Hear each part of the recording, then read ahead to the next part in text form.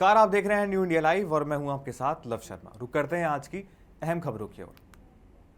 अपर जिलाधिकारी वित्त एवं राजस्व ने अवगत कराया है कि पहाड़ों पर तेज बरसात के कारण यमुना नदी में ताजेवाला बैराज से 3,09,520 क्यूसेक पानी छोड़ा गया है और इसके उपरांत भी 2 से 2.5 लाख क्यूसेक निरंतर पानी छोड़ा जा रहा है तथा दिल्ली क्षेत्र में विगत दिवसों में अत्यधिक वर्षा होने के कारण जनपद मथुरा में यमुना नदी के जलस्तर में बढ़ोतरी होगी।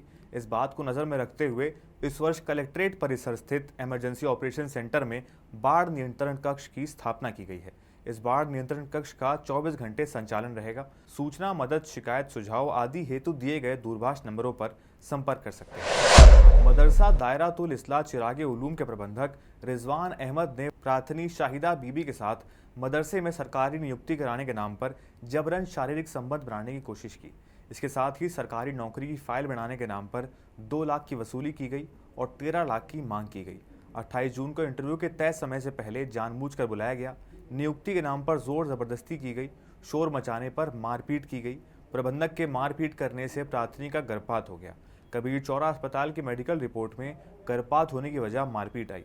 मामले में जैतपुर थाने के एसओ श्री मथुरा राय ने अब तक एफआईआर नहीं लिखी, बल्कि एसओ मथुरा राय और विवेचक श्री जितेंद्र यादव ने जबरन सुलह का नाजायज दबाव बनाया और प्रार्थनी को अंजाम बुरा होने की धमकी भी दी।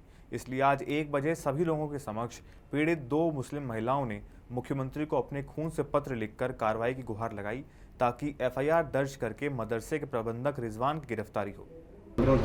अपना परिचय बता दीजिए। जी, मैं शगुफ्ता अफरोज़ मदरसा दायरातुल इस्लाह में कम से कम मैं 15 साल से जॉब कर रही हूँ वहाँ पे। और वहाँ पे मतलब कि मैं पढ़ाते हुए 15 साल हो गया, लेकिन जो है प्रबंधक जो वहाँ पे है वो है मैनेजर रिजवान अहमद साहब। उन्होंने हमसे 2 लाख रुपया लिया 2015 में और उन्होंने कहा कि मैं आपकी नियुक्ति कर दूँगा। फिर उसके बाद उन्होंने कितनी नियुक्ति की, मतलब करते गए हम लोगों ने जब उनसे कहा तो उन्होंने कहा कि ठीक है, आगे तुम्हारे इस बारे में सोचेंगे। और बदतमीजी हम लोगों से हमेशा गाली गलौज देख के हम लोग को डांट के भगा देते थे। हमारे मदरसे का ही उनका 45 लाख का गबन का मुकदमा वो जैतपुरा थाना में दर्ज है और वो जेल भी 6 से 7 महीना वो जेल भी काट करके आ चुके हैं। अब तो वो ऐसे कहते हैं। हमने उनसे ये कहा। कितने लोगों से पैसा उन्होंने लिया था? उन्होंने इस वाले में शगुफ्ता नाम की जो हमारे यहाँ टीचर है शगुफ्ता अफरोज, उनसे भी उन्होंने 2 लाख रुपया लिया और मुझसे भी लिया। और इरफाना यास्मीन नाम के हमारे यहाँ की जो टीचर है उनसे भी 6.5 लाख रुपया लिया। और जब वो इंटरव्यू ले रहे थे और उन्होंने हमारे साथ ऐसी हरकत की, हम उनसे बोले हम ये मुख्यमंत्री के पास ये सारी बातें लेकर जाएंगे और उनका वीडियो भी है उस दिन का। हमने बोला तो वो कह रहे कि सीएम के पास जाओ या सीएम के बाप के पास जाओ, मेरा कोई कुछ नहीं बिगाड़ सकता। वो कह रहे अब मुझे सलाखों से भी कोई डर नहीं लगता। डिडौली कोतवाला क्षेत्र के हसनपुर कला से एक खबर सामने आई है, जहां लगातार हो रही बारिश के कारण एक मजदूर का मकान गिर गया, जिसके बाद मकान गिरने से इलाके में हड़कंप मच गया। आपको बता दें, मकान गिरने से मजदूर को लाखों का नुकसान हो गया। वहीं परिवार ने मकान से भागकर अपनी जान बचाई। आपको बता दें, मजदूर मजदूरी करके अपने परिवार का पेट पालता था। वहीं अभी परिवार के लोग बेहद परेशान हैं और हादसे के बाद पीड़ित परिवार ने प्रशासन से मदद की गुहार लगाई है। तराई क्षेत्र में रहने वाले ग्रामीणों की मुश्किलें कम नहीं हो रही हैं। कुरियाना गांव में स्थित शारदा माता मंदिर नदी में देखते ही देखते समा गया। बता दें कि प्रशासन ने बाढ़ को लेकर कोई ठोस कदम नहीं उठाया है। वहीं लगातार किसानों की फसलें भी बर्बाद हो रही हैं, पर ध्यान देने वाला कोई भी नहीं है। मात्र 4 सेकंड के अंदर नदी में समाये मंदिर का वीडियो तेजी से सोशल मीडिया पर वायरल हो रहा है। यह वीडियो गोला तहसील के अंतर्गत कुरियाना गांव का है। हरिद्वार में लगातार हो रही बरसात के कारण जहां एक ओर हरिद्वार के विभिन्न जगहों पर तबाही का मंजर नजर आ रहा है, वहीं सिडकुल रोशनाबाद से आने जाने वाले मार्ग पर बना बरसाती नदी का पुल बीच से बैठ गया, जिसके कारण पुल से आवाजाही रोक दी गई क्योंकि पुल के किनारों पर भी दरारें आ गई थी और पुल में कंपन जैसी स्थिति बनी हुई है। आपको बता दें कि इस क्षेत्र में आने जाने के लिए यही एकमात्र रास्ता था। बरसाती नदी पर बने इस पुल के खतरे की जद में आने के कारण आवाजाही बंद कर दी गई। शहर की ओर से आने वाले ग्रामीणों को इस पुल की धराशायी होने से काफ़ी दिक्कतों और परेशानियों का सामना करना पड़ेगा, क्योंकि जब तक बरसाती नदी में जल का स्तर बढ़ रहा है, तब तक किसी भी सूरत में बरसाती नदी को पार करना बड़ा जोखिम बना है। आपको बता दें कि यह पुल पहले भी चर्चाओं का विषय बना रहा है, क्योंकि यह पुल बनने के कुछ समय बाद ही क्षतिग्रस्त हो गया था, जिसको लेकर प्रशासन ने संबंधित विभाग से पुल की मरम्मत कराई थी। इसके बाद अब बरसाती नदी में आए उफान के चलते पुल पानी का तेज बहाव नहीं झेल पाया और बीच से बैठ गया, जिसके चलते आवाजाही पूरी तरह से रोक दी गई है। नदी बहुत ज्यादा नदी क्या, ये तो देखो मैं बताऊं क्या मामला होता है। ये तो ऊपर का जो मामला होता है ये नहीं पता होगा ठेकेदारों क्या मामला क्या नहीं। इसमें तो भाई साहब हम क्या बताएंगे। भाई एक बार बताओ, अगर इसमें पुल में जो मामला अच्छा माल लगेगा, तो ये तो सभी को पता है। अगर अच्छा माल लगेगा भाई, सरिया सीमेंट कोई भी चीज़ अच्छी लगेगी, तो कोई भी चीज़ हो, घर भी हो, मकान को देख लो, किसी चीज़ को देख लो, तो उसकी लंबी आयु होगी। और अगर उसमें माल कुछ कमजोरी लगेगा तो उसकी तो कमाई होगी भाई। एक बात बताओ, ये तो सीधी साफ बात है, बिल्कुल, ये तो सभी को पता। तो 4 साल से क्षतिग्रस्त है और प्रशासन की बड़ी लापरवाही है। ये एक आज तक पुल दूसरा सैंक्शन नहीं हो पाया, ना बन पाया। कई बार इसकी कंप्लेंट भी जा चुकी है और 4 साल से लगातार यही स्थिति है इसकी पुल की। और बस स्कूल की बसें आती हैं, परमानेंट नीचे से चल रही है। किस टाइम पानी आ जाए नदी का कुछ पता नहीं है, किस टाइम क्षतिग्रस्त हो जाए, बच्चों का नुकसान हो जाए, कुछ पता नहीं है। भाटापारा के वर्तमान थोक सब्जी मंडी की जगह बस स्टैंड के लिए तय हो गई है। वहीं थोक सब्जी मंडी के लिए नगर पालिका परिषद भाटापारा ने जगह का चयन और राशि स्वीकृत कर ली है। वहीं कुछ मामले अभी भी शासन स्तर पर लंबित हैं। इधर पुराने बस स्टैंड पर ट्रैफिक का दबाव बढ़ने पर सब्जी मंडी को हटाने की मांग उठने लगी है। शिकायत करने पहुंचे कांग्रेसी पार्षदों ने बताया कि कुछ लोगों ने शहर से बाहर बिना अनुमति प्राइवेट थोक सब्जी मंडी बनाने का काम शुरू कर दिया है। इस बात की जानकारी होने के बाद कांग्रेस के वरिष्ठ नेताओं ने इस तरह की व्यवस्था पर बैठक की। साथ ही प्राइवेट थोक सब्जी मंडी के बनने से किसानों को होने वाले नुकसान को देखते हुए कलेक्टर से शिकायत भी की। इसमें बताया कि सरकारी और गैर परिवर्तित आदिवासी की जमीन का दुरुपयोग करके कुछ लोग प्राइवेट थोक सब्जी मंडी बना रहे हैं। शिकायतकर्ताओं ने काम रुकवाने और दोषियों पर कार्रवाई की मांग की।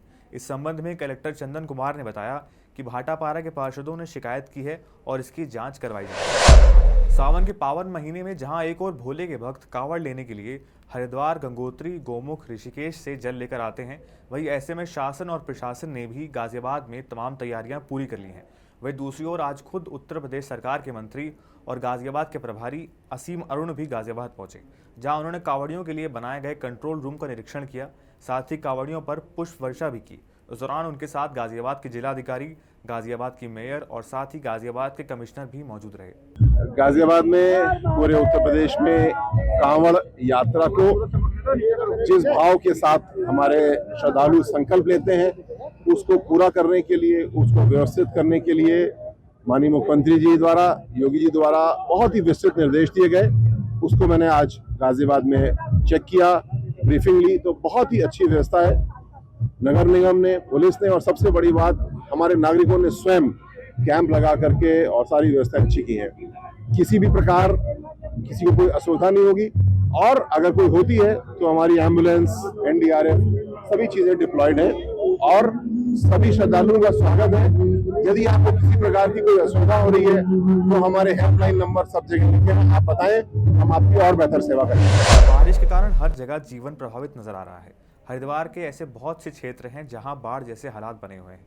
हरिद्वार पुलिस अब तक 300 से अधिक जानें बचा चुकी है और लगातार पुलिस प्रशासन रेस्क्यू कर रहा है। बता दें कि अभी हाल ही में हरिद्वार बहादुराबाद के निकट सुमन नगर क्षेत्र के शिव गंगा विहार कॉलोनी और गोविंदपुर में भारी बारिश होने के कारण बाढ़ जैसे हालात पैदा हो गए, जिस कारण दर्जनों लोग पानी में फंस गए और यदि समय पर इन लोगों को ना निकाला जाता तो एक बड़ी अनहोनी होने में देरी नहीं होती। ऐसे में उत्तराखंड हरिद्वार मित्र पुलिस और सुमन नगर चौकी इंचार्ज अर्जुन सिंह ने साथ ही सिपाही विजयपाल, ब्रिजेश कुमार और अनिल राणा संग मोर्चा संभाला। साथ ही स्थानीय लोगों से भी मदद की अपील की, जिसके बाद घंटों तक चले रेस्क्यू के चलते सभी दर्जनों लोगों को सुरक्षित बाहर निकाल लिया गया। लोगों का कहना है कि चारों पुलिस कर्मियों, जिनमें सुमन नगर चौकी इंचार्ज अर्जुन सिंह, सिपाही विजयपाल, ब्रिजेश कुमार और अनिल राणा ने समय पर पहुंचकर दर्जनों लोगों को मौत के मुंह से निकाला है। अगर एक पुलिसकर्मी थोड़ी भी लापरवाही करते या देरी करते तो इन दर्जनों लोगों की जान भी जा सकती। ठगी का गढ़ बनते जा रहे पंखाजूर में पहले 8 करोड़ का मक्का घोटाला हुआ, अब फिर नया मामला सामने आया है, जहां फाइनेंस कंपनी के नाम पर 3 करोड़ से अधिक की ठगी हुई है। कंपनी के डायरेक्टर प्रशांत मंडल ठगी करके फरार हो गए हैं। आपको बता दें कि माइक्रो फाइनेंस कंपनी के नाम पर ऑफिस खोला गया, फिर लोगों को अधिक ब्याज का लालच देकर लगभग 1000 से अधिक लोगों को अपना खाता खुलवाया, ग्राहकों का भरोसा दिलाया, जिसके कारण लोग जुड़ते गए। साथ ही कंपनी डायरेक्टर प्रशांत मंडल की पत्नी SBI बैंक का ग्राहक सेवा केंद्र संचालित करती थी। वही मौका देखकर 3 करोड़ से अधिक रुपए लेकर पति और पत्नी रफू चक्कर हो गए। लोगों की शिकायत पर कंपनी डायरेक्टर प्रशांत पर मामला दर्ज कर लिया गया है, जिसके बाद पुलिस जांच में जुट गई है। आपको बता दें कि पुलिस ने आज कंपनी दफ्तर पहुंचकर फाइनेंस दफ्तर और SBI ग्राहक सेवा केंद्र दोनों को सील कर दिया। साथ ही पुलिस आरोपी की तलाश में जुट गई है। पुलिस ने जल्द आरोपी की गिरफ्तारी की बात कही है। मानिक सिंह कितना खाता खोले थे यहाँ पे? पर डे 120 रुपया खाता था। खाता एक ही था? दो खाता था। दो खाता। कितना दिन जमा किए? में मेच्योरिटी होने वाला था, खत्म होने वाला था उसी टाइम। कितना पैसा डूब गया आपका? ये लगभग 35-40 हज़ार होगा आपका? क्या चाहते हैं?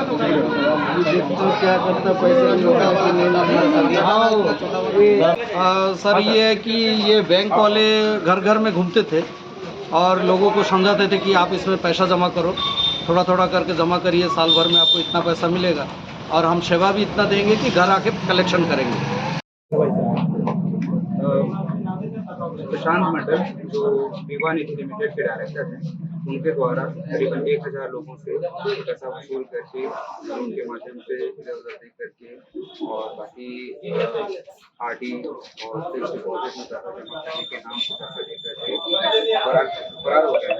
तो प्रकरण में हमने थाना पठानकोट में मामला दर्ज कर प्रकरण विवेचनारत है, आरोपी के पता चली। सर आरोपी को गिरफ्तार कब तक हो पाएंगे? हमारी टीम जो है वो प्रॉपर लगी हुई है, साइबर सेल के माध्यम से हम लोकेशन ट्रेस कर रहे हैं और जैसे ही हमें आरोपी को पता चलता है।